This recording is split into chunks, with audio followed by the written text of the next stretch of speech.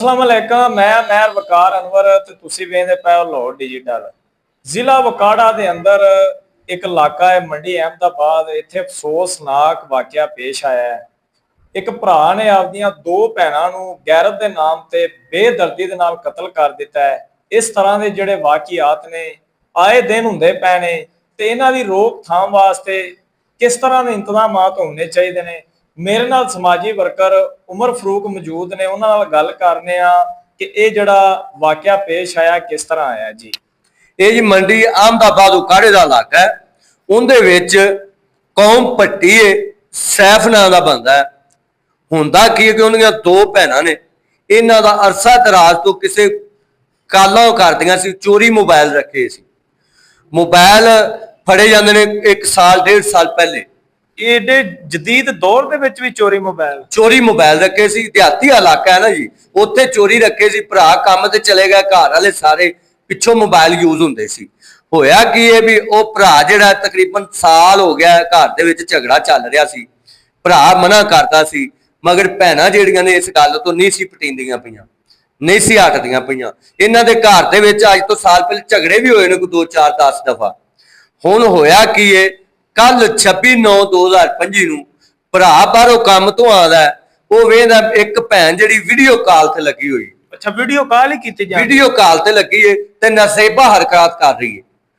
भाई आदा अंदर सैफ भट्टी जिहड़ा ये आन के देखदा है ते इंतहाई गुस्से दे विच हुंदा है।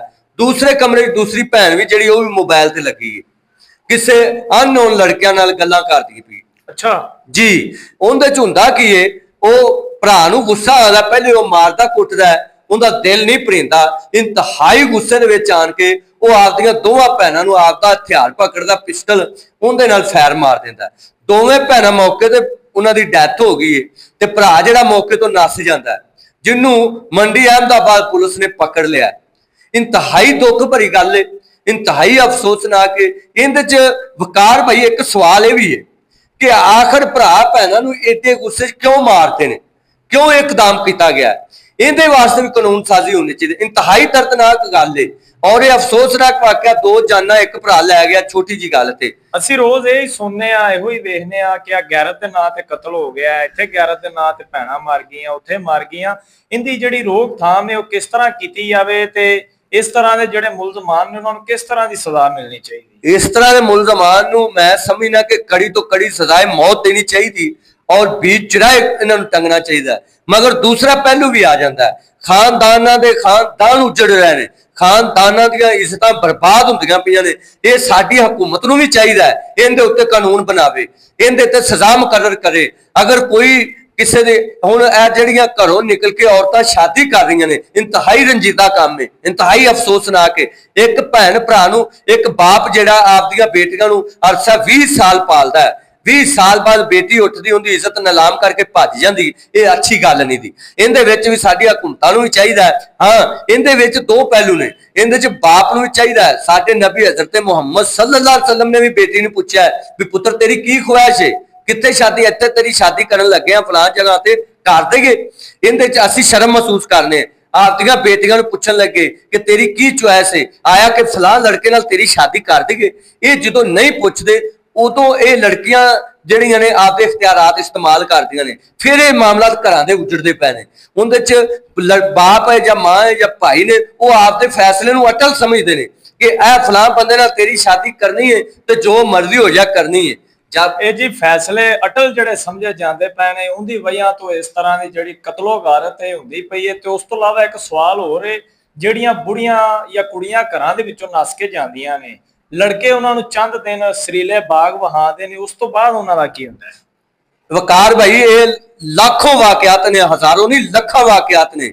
अक्सर ये घर उजड़ते ही वेखोगे, ਜਿਹੜੀਆਂ लड़कियां बच्चियां नाबालग लड़कियां दे झांसे च आण के चलियां जांदियां ने, घरों उन्हां दा मालो सार हर चीज लै जांदियां ने। उन्हां नाल हुंदा की है, जिद्दों वो पैसा धेला मुक जांदा या लड़के दी ख्वाहिशात जिहड़ियां ने पूरीआं हो जांदियां ने, वो औरत नूं रत्ती दी टोकरी समझदा है, वो उन्हां नाल जुल्म ते ज़्यादती करन लग पैंदा या छड्ड दिंदा है। ਜਦੋਂ एक औरत ਨੂੰ ਛੱਡਦਾ ਉਹਦਾ ਵਾਪਸੀ ਘਰ ਆਉਣਾ मौत ਹੁੰਦੀ ਹੈ। ਉਹ ਕੀ ਕਰਦੀਆਂ ਨੇ, ਉਹ ਡਰ ਬਦਰ ਦੇ ਧੱਕੇ ਖਾਣ ਲੱਗ ਪੈਂਦੀਆਂ ਨੇ ਤੇ ਇਹ ਜਿਹੜੇ ਜਾਨਵਰ ਕਿਸਮ ਦੇ ਲੋਕ ਹੁੰਦੇ ਨੇ ਇਹ ਜਿਹੜੇ, ਉਹ ਕੀ ਹੁੰਦੀਆਂ ਨੇ 2 ਨੰਬਰ ਘਰਾਂ ਦੇ ਵਿੱਚ ਉਹਨਾਂ ਨੂੰ ਪਨਾਹ ਦਿੱਤੀ ਜਾਂਦੀ ਹੈ। ਉਸ ਤੋਂ ਬਾਅਦ ਉਹਨਾਂ ਨਾਲ ਜ਼ਿਆਦਤੀਆਂ ਕੀਤੀਆਂ ਜਾਂਦੀਆਂ ਨੇ, ਉਹਨਾਂ ਨੂੰ ਜ਼ਰੀਆ ਇਨਕਮ ਬਣਾ ਲਿਆ ਜਾਂਦਾ ਹੈ। ਇਹ ਲੱਖਾਂ ਵਾਕਿਆਤ ਨੇ।